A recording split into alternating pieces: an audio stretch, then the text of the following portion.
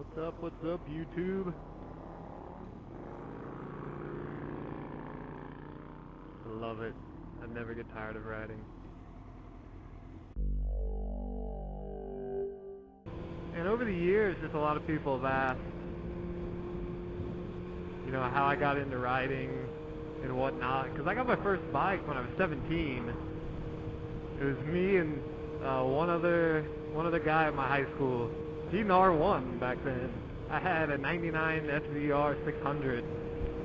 We were the only two that rode to school. And that was 9 years ago. As a junior in high school, I was riding to school. And here it is. I'm going to be 27 this year. And I never get tired of riding. Almost got 10 years in. And this has been my main puppy. 7 years now I've had this bike. And the longer I had this bike, and kind of the more work I did to it, the more I got into it, replacing parts, as they went out over time, I really just learned to love this bike. So I remember one time I came into this turn. I'd probably been only riding for a little while. This road's so bad now. But I came into that turn and I almost overshot that turn within probably the first 3 weeks of riding. It was a good wake-up call, honestly. This is what I grew up riding in. And if you've never been to the Ozarks, you're out on the West Coast, or the amount of green we have here.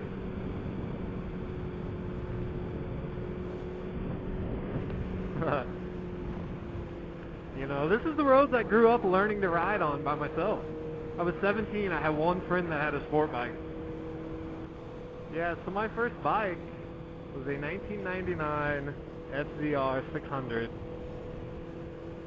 I had only ridden a motorcycle maybe 2 hours total before I bought that bike.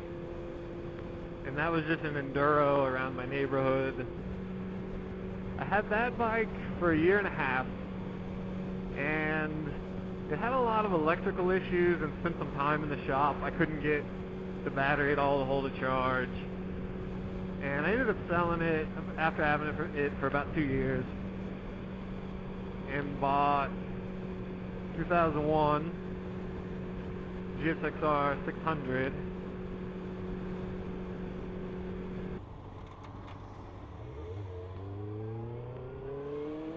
We just turned on the Crab Apple. It's about the most Highlandville type name you can get. Crab Apple. We'll see what else we can find. It's funny if I say back then, because it's only not even 10 years ago. But I'd come out on these roads. I didn't have GPS on my phone. I had like a little Virgin mobile phone. I don't even think there was GPS on a phone.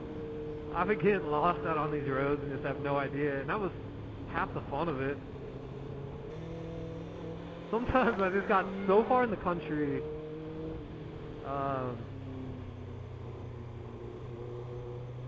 that I would try to go, when I got back home, I'd try to find where I even ended up, and I would have no idea the roads I even got on. It's just so much green. One of my best friends who lives out in Colorado, every time he comes back here in the springtime, he grew up here too, he just forgets how physically green everything really does get. I mean, looking straight ahead, you see nothing but green. Ooh, this road sucks.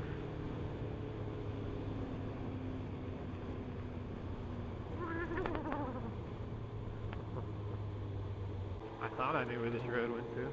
I still get lost.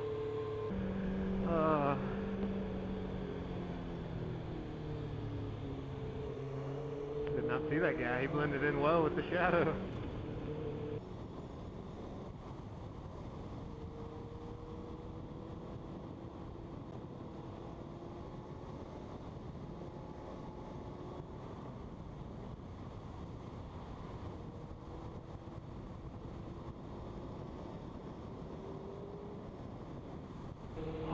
Bejesus. Also out here on these roads, you can come across this.